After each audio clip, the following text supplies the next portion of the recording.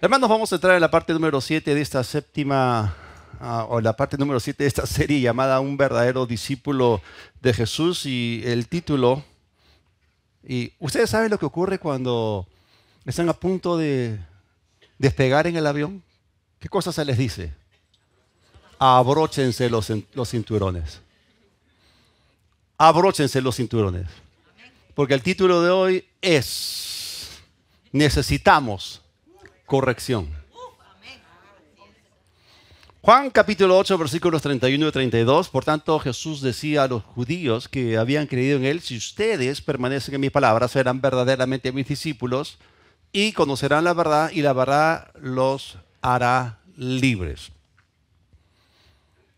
Es común que la gente, como ya he dicho anteriormente, cite aisladamente el versículo 32, pero debemos recordar que tanto el 31 como el 32 están conectados, van juntos, y vamos a darnos cuenta que solamente los que conocen la verdad, o los que conocen la verdad, son los únicos que eh, tienen esa experiencia debido a que cumplen la condición estipulada por el Señor, que es la condición de la permanencia en su palabra. Entonces, Jesús prometió dos cosas aquí. Y las dos promesas de conocer la verdad y que la verdad los haría libres, las dos promesas del versículo 32 son solamente válidas para aquellos que cumplen con la condición del versículo 31. Entonces, ¿en quién se va a cumplir estas dos promesas? ¿En los creyentes o en los discípulos? ¿Qué dicen ustedes? En los discípulos. Entonces, solamente los discípulos llegan a conocer plenamente la verdad y solamente ellos llegan a ser verdaderamente libres. Pero los creyentes que agarran el versículo 32 aisladamente, pensando que se trata simplemente de acumulación de conocimiento, ellos piensan que si llegan a saber bastante, entonces eso de manera automática los va a hacer libres. Y eso no es cierto. Ahora, existen en los círculos de fe y en las iglesias que son fuertes en la palabra un concepto errado, porque algunos piensan que si se meten lo suficiente en la palabra de Dios, entonces eso va a resolver de manera automática todos sus problemas. Y este malentendido surge porque no han conectado los puntos. No han considerado que solamente los hacedores de la palabra de Dios son los que obtienen resultados. Porque la palabra claramente nos dice que si alguno es oidor solamente de la palabra, pero no hacedor de ella, entonces él se engaña a sí mismo. Es decir, no necesita a Satanás para que lo engañe, él se engaña a sí mismo. Entonces, ser autoengañado no es lo mismo que ser hecho libre. Entonces, tú puedes llenarte la cabeza de conocimiento, pero no poner en práctica la palabra, y al final no estás siendo hecho libre, te estás autoengañando. Entonces, ¿quién es la persona verdaderamente libre? No es aquella que asiste fielmente todos los domingos los servicios, o que tiene muchas Biblias, o que tiene varios libros cristianos, o diferentes traducciones de la Biblia, o todos sus cuadernos ahí llenos de los apuntes de las prédicas de los domingos. No, la persona que experimenta verdadera libertad es aquella que pone en práctica la palabra y que no se convirtió en un champiñón espiritual, ¿no? Una cabezota y un cuerpecito. No se trata de llenarse de conocimiento, se trata de conforme uno va recibiendo el conocimiento, uno tiene que administrarlo. O sea, tenemos que, ¿cuántos saben que la palabra de Dios es 100% aplicable? Entonces, conforme la luz llega a nosotros, tenemos que procurar aplicarla. Como había un ministro que estaba estancado y decía: Señor, dame más revelación, dame más revelación. Y el Señor le dijo: aplica lo que te he estado diciendo en los últimos años y vas a recibir más revelación. Y de eso se trata. Si no somos fieles en lo poco, entonces el Señor no nos va a dar más. Una vez alguien preguntó: yo no sé por qué el Señor siempre me dice lo mismo, lo mismo, lo mismo, lo mismo. Es que no estás obedeciendo, no estás aplicando la palabra. Atorado, estancado, empantanado. Y eso frena tu crecimiento espiritual. Entonces tú puedes conocer muchísimo de la palabra de Dios y seguir tan atado como lo estabas hace 20 años. Porque no se trata de cuánto sabes, porque un verdadero discípulo no solamente es un aprendiz, es también un seguidor. Repitan conmigo: aprendiz, seguidor.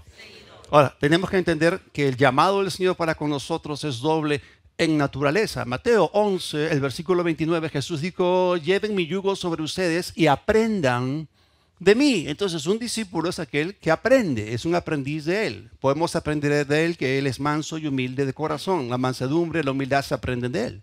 Pero no solamente él nos llamó para que aprendamos de él y nos llenemos de conocimiento. También él dijo, ahí, en Juan 21:19 dice, y dicho esto, añadió, sígueme. Entonces no se trata solamente de aprender de él, también se trata de seguir. ¿Y qué cosa implica ser un seguidor? Implica ser un hacedor, es permanecer en su palabra, es vivir la palabra, es ser hacedor de la palabra. Y es allí que uno recién recibe el conocimiento experimental de la verdad. Allí tú experimentas la verdad y experimentas la libertad de la verdad. Entonces la experiencia de la verdad, al ponerla por obra, trae libertad. Y es allí donde tú te desatas, te desatoras, te destrabas. Ok, muy bien. Entonces, gloria a Dios por los libros cristianos. Tenemos acá una librería que vende libros cristianos y todo eso, pero tarde o temprano tienes que aplicar la palabra. Y tú puedes leer, estudiar libros acerca, no como a mi primo que le gustan los veleros, ¿no? Nos hemos subido juntos a su velero cuando estábamos en Acón de chiquitos. Pero bueno, tú puedes estudiar un libro sobre navegar en un velero.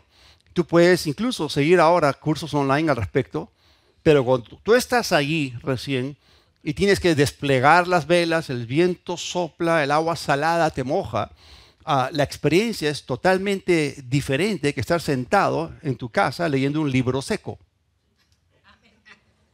O sea, por ejemplo, los que están en la escuela de aviación empiezan con clases. Seguramente vas a tener manuales, te vas a reforzar con libros y luego entras a un simulador de vuelo. Eso es maravilloso, ¿no? Y al final entras en el avión real. Pero existe una gran diferencia entre el salón de clases y la cabina de un avión. Hay una gran diferencia. Igual, en el cristianismo existe una gran diferencia entre el saber y el hacer. Hay una gran diferencia. Así que en la vida cristiana también existe una gran brecha de separación entre el saber y el hacer. Bueno, la palabra de Dios nos enseña que solamente los hacedores obtienen resultados. Vamos a Santiago, capítulo 1, versículo 25. Este libro es muy práctico y aquí nos encontramos cara a cara con la demanda de que nosotros tenemos que ser hacedores de la palabra. Santiago 1, 25, más al que mira atentamente en la perfecta ley, la de la libertad. Yo tengo ustedes que la palabra tiene el potencial de hacerte libre, ¿no? Y cuando Jesús dijo, permanezcan en mi palabra, es lo que está diciendo Santiago, ¿no? Que tú tienes que mirar en ella atentamente. Y bueno, y eso te va a llevar hacia la experiencia de la libertad. Dices, y persevera en ella, está hablando de perseverancia, de permanecer, no siendo o no hecho oidor olvidadizo ni negligente, sino hacedor activo de la obra. Este recién será bienaventurado en lo que hace. Una vez a un cristiano le dijeron que era una enciclopedia andante o una concordancia con patas. Bueno, te pueden decir lo que sea, o que seas un cerebrito bíblico, pero tú puedes citar un montón de versículos de la Biblia, pero tener los mismos problemas que tenías hace 20 años. Y eso me dice que eres un cristiano débil y con ataduras en varias áreas de tu vida, porque te ha faltado aplicar lo que has aprendido. Yo creo que la palabra de Dios es viva y eficaz, es tan poderosa que si nosotros la recibimos de todo corazón y le damos el 100% de nosotros, yo creo que la palabra en 2 o 3 años puede transformar radicalmente toda tu existencia. No le va a tomar a Dios tantos años que tú experimentes cambios. No. Si tú eres un verdadero discípulo y permaneces en la palabra de todo corazón, la palabra de Dios va a hacer maravillas en tu vida. Pero si una persona sigue siendo un bebé espiritual después de 10 o 15 años, entonces no es hacedora de la palabra. En ese caso, su problema no es la ignorancia. Su problema no es que necesita saber más, es que no está aplicando lo que sabe. Pero los que somos hacedores de la palabra, cambiamos mucho y cambiamos muy rápido. Entonces, ¿cómo administramos la revelación? Cada vez que tú vienes a un servicio el día domingo y recibes una revelación, deberías de preguntarte, ¿cómo la aplico? ¿Cómo esta verdad puede cambiar mi vida? O sea, ¿qué necesito hacer? ¿Qué necesito aplicar? ¿Qué necesito cambiar en esta área de mi vida? Porque si tú no haces nada con la revelación que recibes los días domingos, está el peligro de que te conviertas en un oidor olvidadizo. Y si está escrito, existe. Es una condición real de una persona. Entonces, ¿qué ocurre si tú te conviertes en un oidor olvidadizo? Seguirás siendo el mismo, día tras día, semana tras semana, mes tras mes. Y los meses se convierten en años y los años en décadas, en los cuales no obtienes ningún tipo de resultados. Por eso vuelvo a insistir que solo los hacedores de la palabra obtienen resultados, no los que vienen el domingo, cantan y gritan ¡Aleluya! O gritan ¡Amén! No, no, no, no. Los aleluyas y los améns no van a obtener resultados, sino aquellos que aplican la palabra de Dios, caminan en el amor de Dios, caminan en el Espíritu, caminan en fe, caminan en perdón. Bien, ¿cuántos de ustedes a estas alturas del partido conocen ya el propósito, el objetivo del discipulado? ¿Cuántos lo conocen? Bueno, vamos a volver a repasarlo en Lucas el capítulo 6, el versículo 40. Jesús dijo, el discípulo no es superior a su maestro, mas todo el que fuere perfeccionado. Ya saben que esto significa instruido, preparado, entrenado. Se refiere a aquel que complete su aprendizaje. Será como su maestro. Noten ustedes que aquí dice el discípulo, no dice el mero creyente. Un discípulo es alguien que ha ido mucho más allá que un creyente promedio, que el simple creyente. Es alguien que ha sometido, sujetado su vida entera al Maestro y que se ha dedicado a seguir a Cristo muy de cerca y a aprender de Él. Y yo creo, hermanos, y esta es la verdad, que si nosotros lo seguimos, vamos a vivir vidas limpias, puras, santas. Es decir, en el temor de Dios, en completa pureza. Y si aprendemos de Él, lo vamos a imitar en todo lo bueno. Y en otras palabras, vamos a llegar a ser como Él en todo, en toda área de nuestra vida. Entonces nuestra meta, conforme Jesús mismo la coloca delante de nuestros ojos, es que tú y yo seamos como Él. No es ser más que Él, lo cual es completamente imposible, pero sí ser como Él, lo cual es totalmente posible y alcanzable. ¿Cuándo? Aquí y ahora en este mundo. No, no más allá del sol, allá en el cielo, no. Ahora, ¿cuántos de ustedes forman parte del grupo de creyentes que sí creen que es posible ser como Él? Muy bien. ¿Cuántos de ustedes forman parte del más pequeño grupo que están dispuestos a pagar el precio? Porque ¿cuánto cuesta el discipulado? ¿Cuánto cuesta llegar a ser como Cristo? ¿Cuánto cuesta? ¿Mucho? No, no mucho, lo cuesta todo, amén. Porque nuestra salvación le costó a Él todo. Por eso es necesario recordarles el costo del discipulado, porque nadie se mete en un proyecto sin primero evaluar o calcular el costo. Vamos a regresar ahí a Lucas, el capítulo 14, versículos 25 al 27 y el versículo 33. Grandes multitudes iban con Él. Y volviéndose, les dijo, porque Él sabía que había varios grupos de personas entre esa multitud. Había algunos que querían quedarse simplemente como creyentes. Otros quizás no creían en Él, pero se colaron. Otros sí querían ser discípulos y otros estaban dispuestos a pagar el precio. Volviéndose les dijo, si alguno viene a mí y no aborrece a su padre y madre y mujer e hijos, y hemos explicado esto, y hermanos y hermanas, y aún también su propia vida, no puede ser mi discípulo. Y el que no lleva su cruz y viene en pos de mí, no puede ser mi discípulo. Versículo 33, así pues cualquiera de ustedes que no renuncia a todo lo que posee, no puede ser mi discípulo. El lector casual podría decir, acá Jesús está siendo recontra negativo. Porque 3 veces Jesús dijo, no puede ser mi discípulo. Pero no, Jesús no estaba siendo negativo, nos estaba diciendo la verdad. Y tú no puedes ser discípulo de Él a menos que estés dispuesto a hacer lo que Él te dice. Y esto nos recuerda a nosotros que en esta serie estamos hablando de asuntos serios, porque el llegar a ser verdaderos discípulos de Cristo no es barato. O sea, la mayor parte de personas en este mundo está corriendo en pos de lo barato. Están buscando lo que brilla como el oro, pero es bronce. Están buscando lo externo, están buscando lo temporal, lo pasajero, lo efímero, pero no están buscando el oro. No están buscando lo que vale realmente. Entonces, esto no es para cobardes y definitivamente te va a costar todo en la vida, te va a costar tu vida. Eso significa que tú no tienes que permitir que nada se interponga entre tú y el Señor. Ni tus parientes, ni tu trabajo, ni tus propiedades, posesiones, tus deseos egoístas, tus propias aspiraciones, incluso tus sueños, proyectos e ideas, independientemente del Señor. O sea, nada de esto debe ser más importante para ti que seguir al Señor Jesucristo. Entonces, cuando tú te vuelves un discípulo suyo, tu vida ya no te pertenece. ¿Por qué me dicen de boca para afuera, Señor, Señor, y no hacen lo que yo les digo? Eso fue lo que Jesús dijo, ¿no? En otras palabras, que seamos hacedores de la palabra.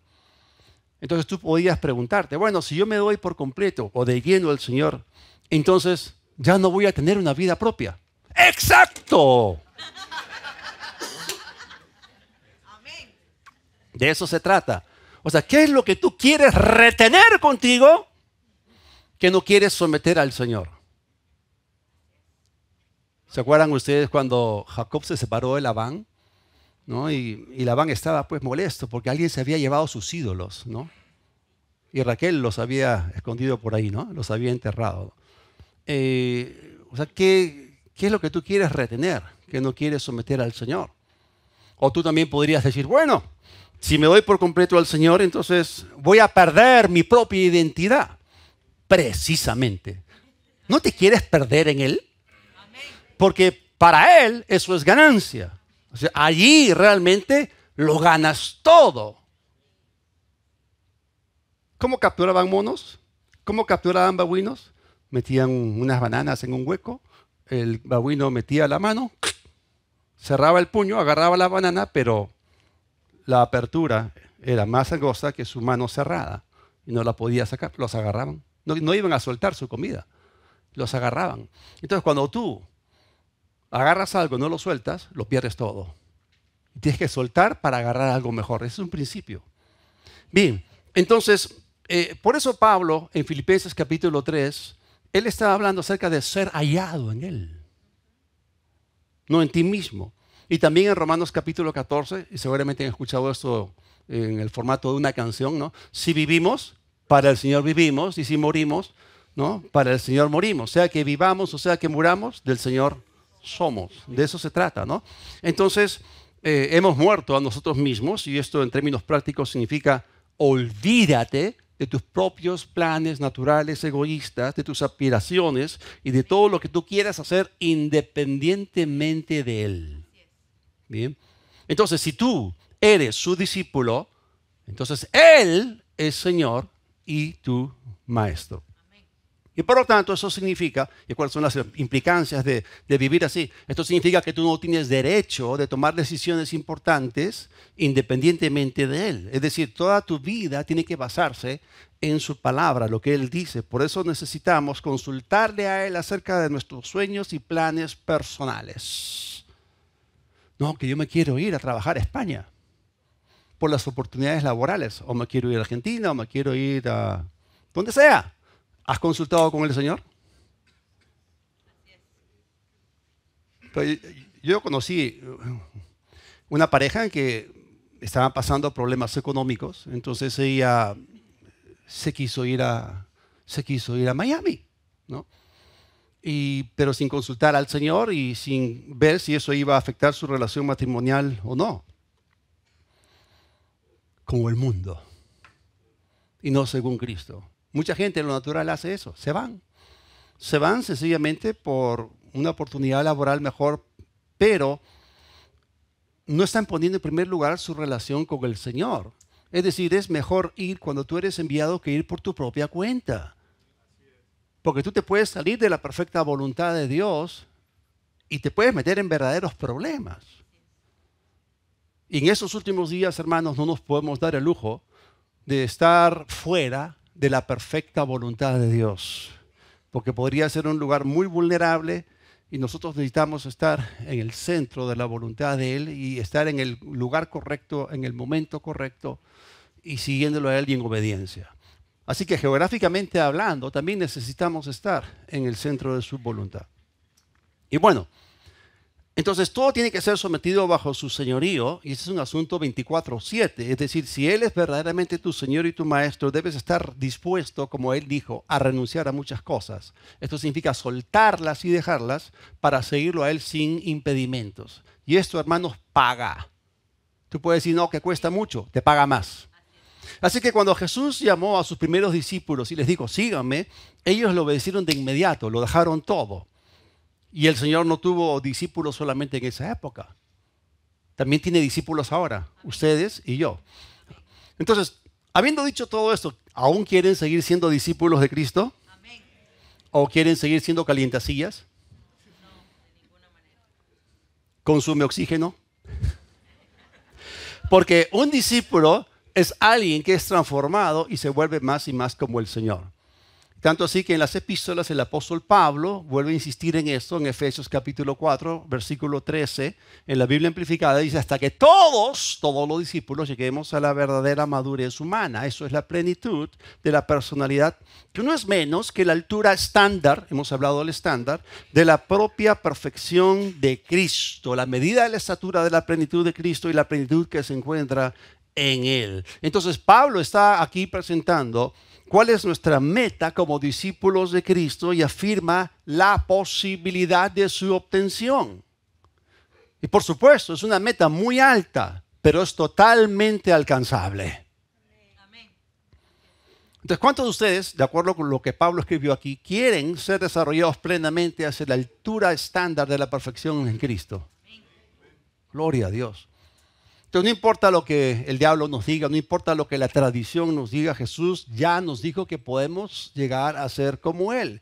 Pablo acá también nos dice que podemos crecer hacia dicha plenitud. También Pablo escribió en Romanos capítulo 8 que fuimos predestinados para ser hechos conforme a la imagen de su Hijo. Entonces, ese es nuestro destino, el ser conformados conforme a su imagen y semejanza. Esto se refiere a ser como Él. Entonces, ahora somos hijos de Dios, pero poco a poco nos estamos volviendo más como el Hijo de Dios, como el primogénito. Y así como Él es, así somos nosotros en el mundo. Y por eso aquí, ahora, en este mundo, estamos avanzando en llegar a ser más y más como Él. Pero ¿saben qué? Como ya hemos dicho, hay que pagar un precio. ¿Y cuál es el precio? Necesitamos corrección. Corrección no es una lisura, no es una mala palabra. Muy bien, necesitamos cambiar. Una pregunta, ¿el cambio puede ser cuantificado? Claro. Absolutamente. Si en la actualidad somos como Jesús, solamente un 10%, entonces hagan una simple resta. ¿Cuánto tenemos que cambiar para ser como Él? Tenemos que cambiar un 90%.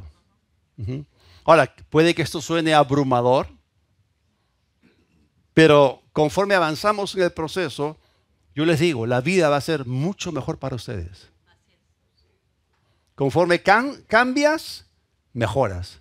Repitan conmigo, cambiar es mejorar. ¿Por qué? Porque estás dejando poco a poco tu vida natural y estás empezando poco a poco a vivir más y más la vida de Cristo. Entonces necesitamos cambiar. ¿Cuánto? Un montón. Yo primero. Así que estamos hablando acerca de cambio, mucho cambio. Estamos hablando acerca de corrección, muchísima corrección.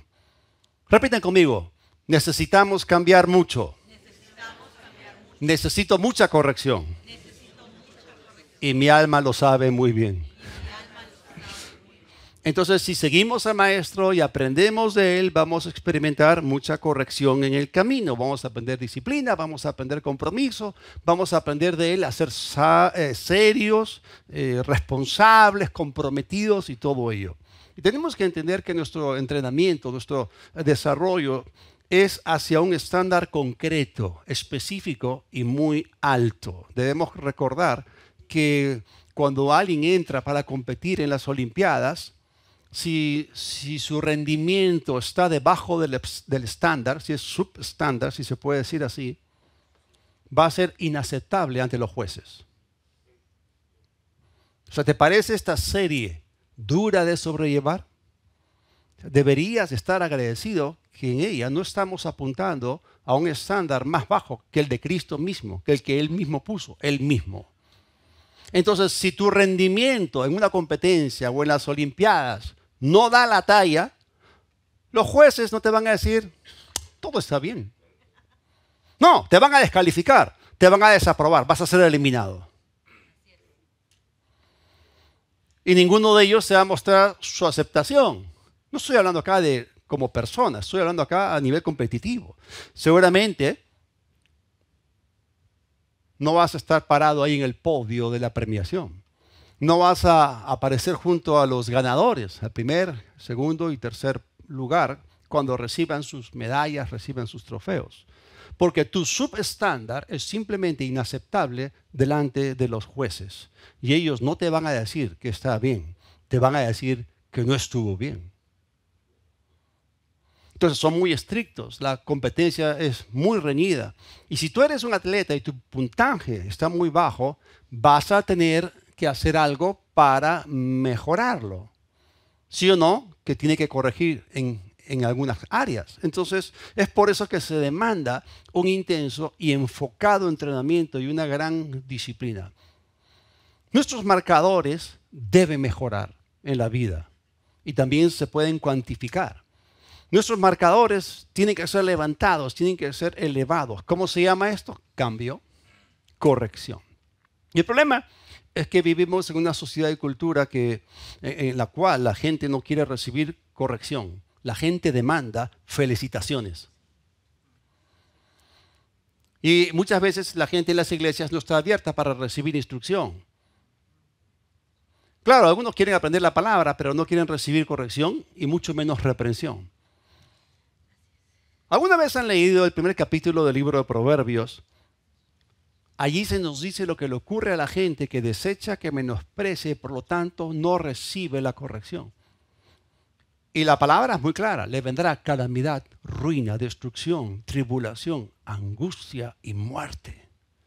Si no somos corregidos, vamos a arrastrar el error. Si no recibes la corrección, no puedes ser su discípulo. Así cuando tú planteas un problema algebraico y tu planteamiento del inicio es erróneo, vas a arrastrar el error en toda la resolución del problema y nunca vas a arribar a la respuesta correcta. ¿Están ahí o no? Y los defectos de carácter que no se tratan, que no se corrigen, tienden a empeorar. Entonces, ahora vamos a hablar dentro del contexto de cambio y corrección. En las iglesias, nosotros hablamos la verdad en amor. Entonces, cuando los pastores y líderes corregimos a alguien, lo hacemos con un espíritu de mansedumbre para restaurar a la persona.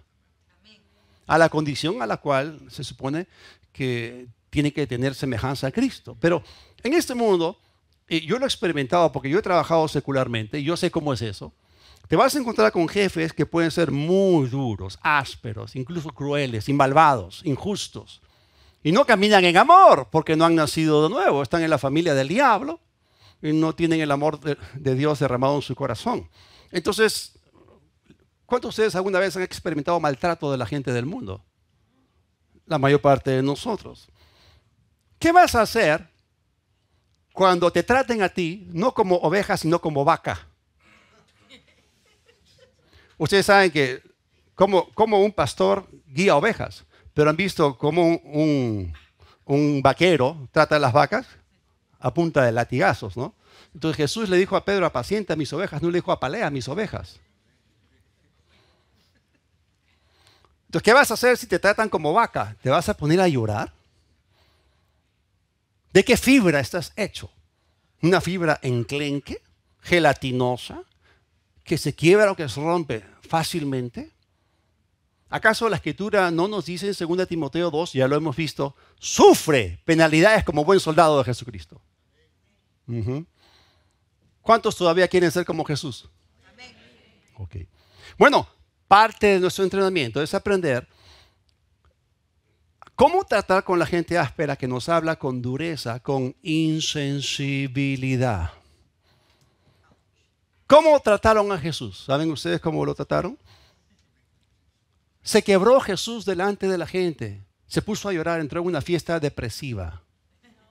Comenzó a lamentarse, comenzó a victimizarse. No, la Escritura dice que como cordero fue llevado al matadero y enmudeció, no abrió su boca. ¿Qué más? Primera de Pedro 2, 21 al 23. Estamos aprendiendo a ser más como Jesús. Pues para esto fueron llamados. ¿Qué significa la palabra esto? El contexto manda. Porque también Cristo padeció por nosotros. Está hablando de padecimientos. Cristo padeció por nosotros, dejándonos ejemplo. ¡Wow! No está diciendo, eviten a toda costa el padecimiento o el sufrimiento porque me aman a mí. No, no está diciendo eso.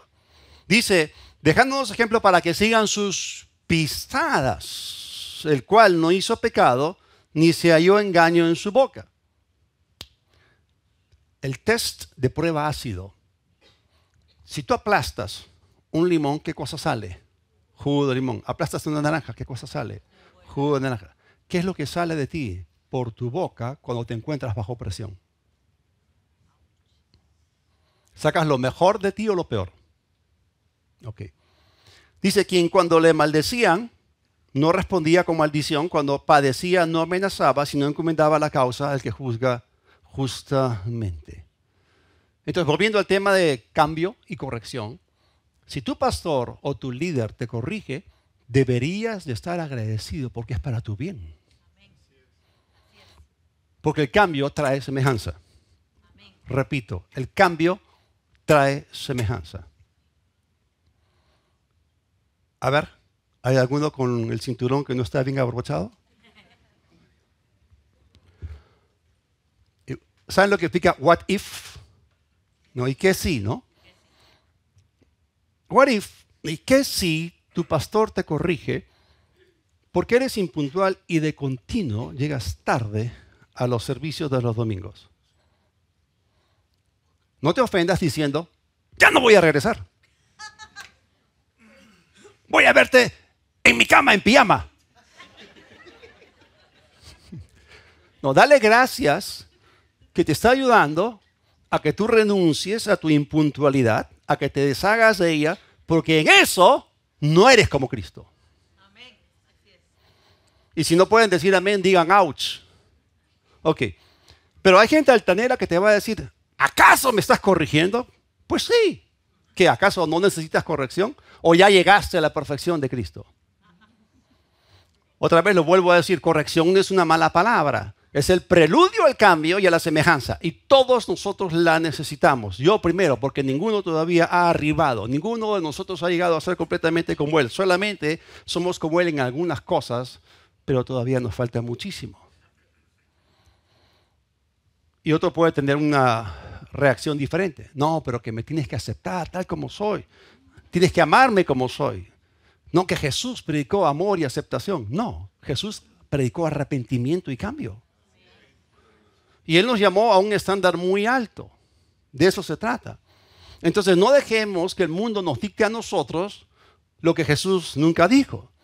Y lo que están citando es para su propia conveniencia, lo cual es inaceptable delante de Dios. No da la talla, es su estándar. Están tratando de justificar su pecado y hacer que sea aceptable. Están viviendo bien, entre comillas, con su pecado.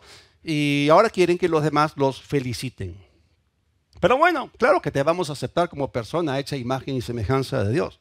Pero no vamos a aceptar el hecho de que tú hayas escogido vivir conforme al estándar mundano o que vivas en un subestándar desagradable e inaceptable delante de Dios. Simplemente no vamos a aceptar tu pecado.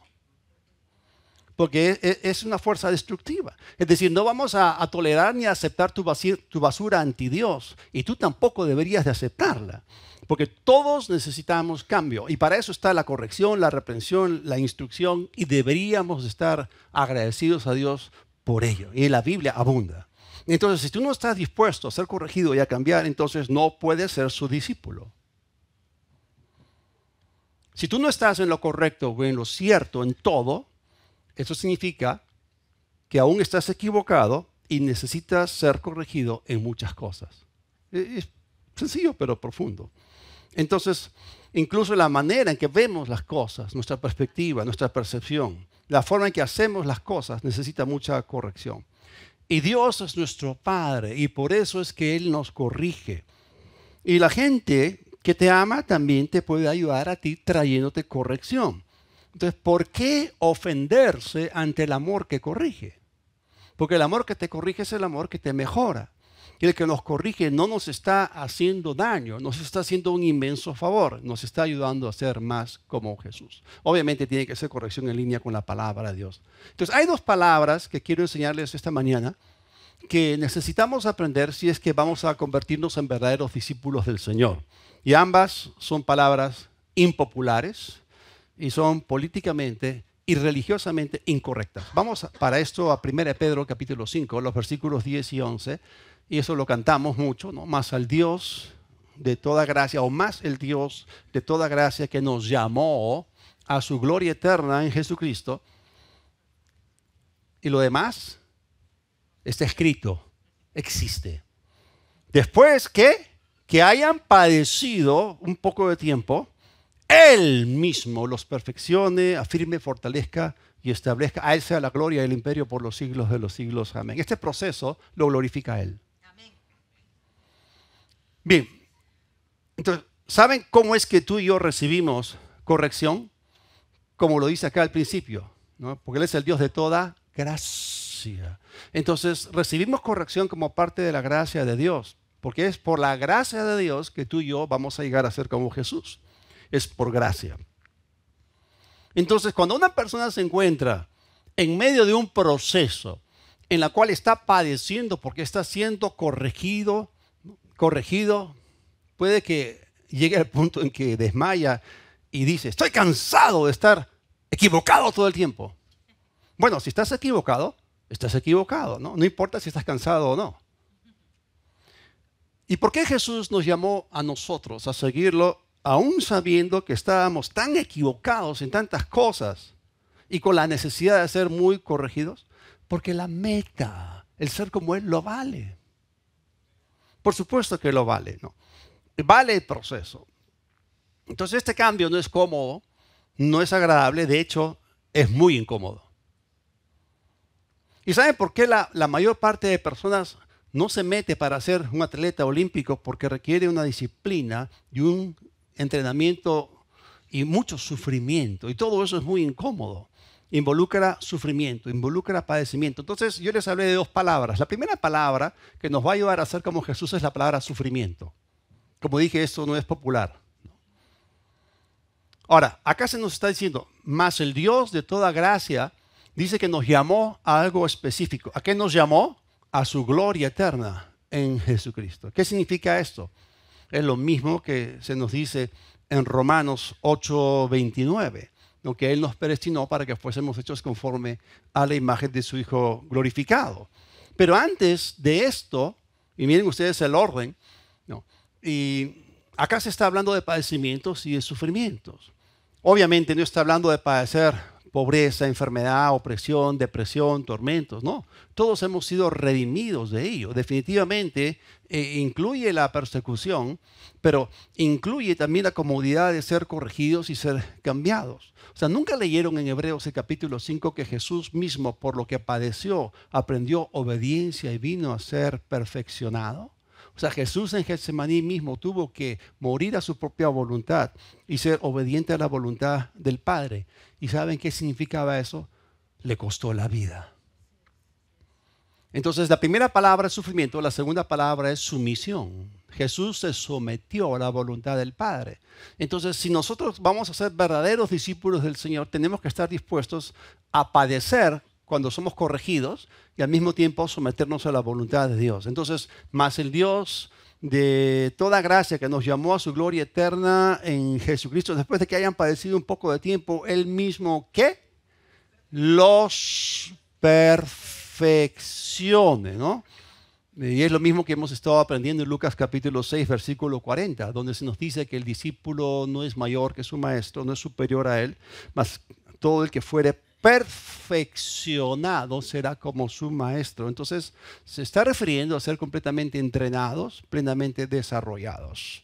Entonces, si vamos a ser verdaderos discípulos de Jesucristo, necesitamos aprender las dos palabras, padecimiento o sufrimiento, y la segunda es sumisión. Y por esta razón, por lo que no se predica esto mucho, es que se obtiene la misma respuesta que estoy obteniendo ahora. Todos muy calladitos. Pero hay cristianos que quieren permanecer siendo bebés espirituales durante el resto de su vida. Como dije, se quedan como cristianos calientabancas y nunca llegan a parecerse a Jesús. Y este es un problema bastante generalizado. Recibieron a Jesús hace 60 años, mueren y se van a la presencia del Señor, pero solamente se parecen a Él en un 3%. Triste, lamentable, no fueron transformados. O sea, porque no estuvieron dispuestos a ser discípulos, a ser seguidores del Señor. Es decir, ellos no permitieron ser corregidos por Él, porque involucraba sufrimiento y sumisión. Hay un libro que escribió hace años el hermano Kenneth Hagin y se llama ¿Deben sufrir los cristianos? Buenísimo ese libro. Muy bueno. Poco vendido, poco leído. Y él cuenta allí su testimonio. Y él cuenta que la razón por la cual él adquirió estabilidad en su vida y en su ministerio fue porque sufrió al obedecer lo que Dios le mandó a hacer. Y cuando estaba en una iglesia pastoreando, y él se quería ir con todas sus fuerzas, quería llamar a la empresa de mudanzas, y el día lunes por la mañana, desaparecer. Pero el Señor dijo, no. Le dijo, stay, quédate acá. Porque hay un proceso. O sea, imagínense el pan en medio del horno, ¿no? Te estás quemando y estás clamando, ¡sácame! Yo sé lo que significa estar en el horno. Cuando te tratan injustamente y te serruchan el piso y hablan mal de ti. Yo sé lo que significa eso. Pero yo estaba en el lugar que Dios me dijo y nadie me va a sacar hasta que Él me diga lo contrario. Porque para mí lo que cuenta fue lo último que Dios me dijo al respecto. Y Dios no tiene un problema de esquizofrenia, tampoco como que dice y luego se desdice, no cambia de opinión, ¿no? Cuando las cosas se ponen difíciles, tú tienes que quedarte allí porque Dios está haciendo algo en ti. Mas tenga la paciencia su obra completa, para que sean perfectos, completos, cabales, sin que nada les falte. Dios está haciendo algo en nosotros. ¿Se acuerdan de dos palabritas? Padecimientos o sufrimientos y sumisión. Y yo aprendí.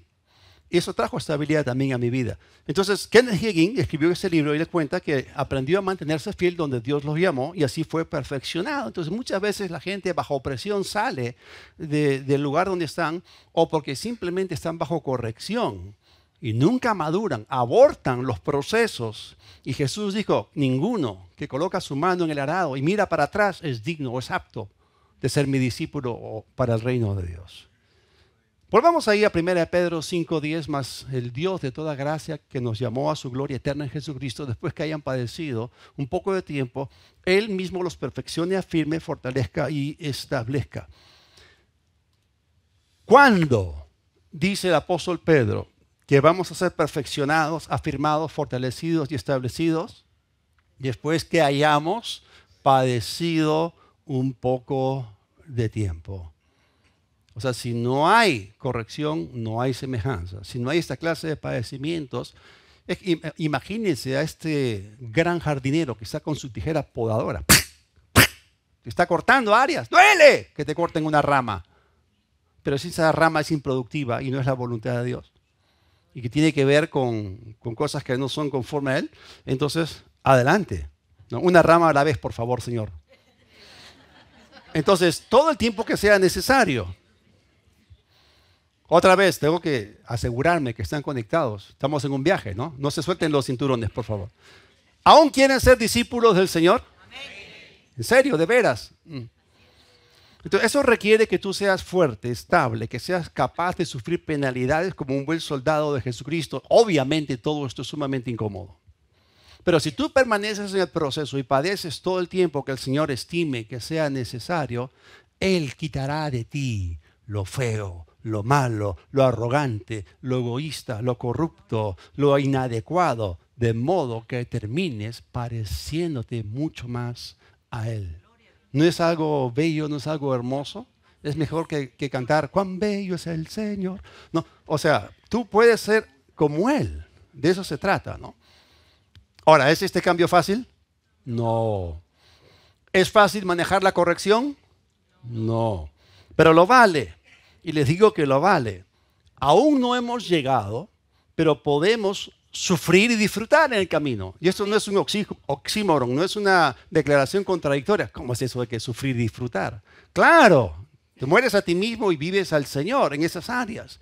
Entonces Él quiere que tú permanezcas en su palabra, donde Él te ha puesto, en el lugar donde Él te ha puesto para que seas enseñado, corregido, instruido y perfeccionado, confrontado. Pero como dije, ¿no? Imagínense el pan en el horno, porque se está quemando debido a la intensa temperatura y está clamando para que el panadero lo saque del proceso, pero el panadero lo va a dejar allí. Pero muchos no soportan y se van. Abortan el proceso. En realidad, el mensaje que están enviando es que el Señor Jesús no es ni su Señor ni su Maestro. Porque no quieren sufrir como Él para ser perfeccionados. O sea, no quieren someterse a Él para continuar en el proceso.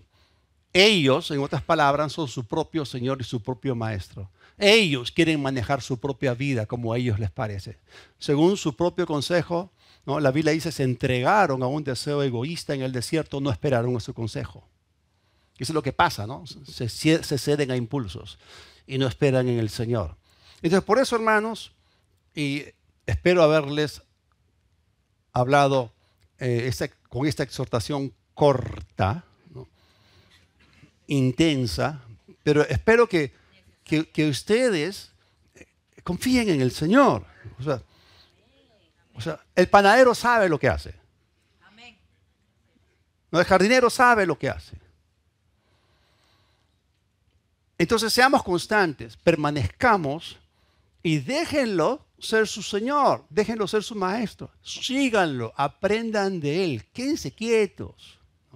Sujétense a Él, deleítense en su voluntad sin importar cuánto duela el proceso del cambio, pero lo vale.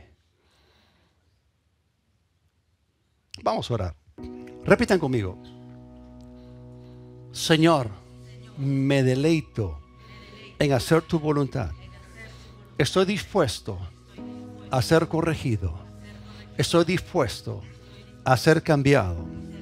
Estoy dispuesto a morir a mí mismo, con tal de que la vida de Cristo se manifieste en mí. Decido no ser más un bebé caprichoso ni engreído. Decido crecer y madurar. Decido ser perfeccionado, afirmado, fortalecido, establecido en toda la voluntad de Dios.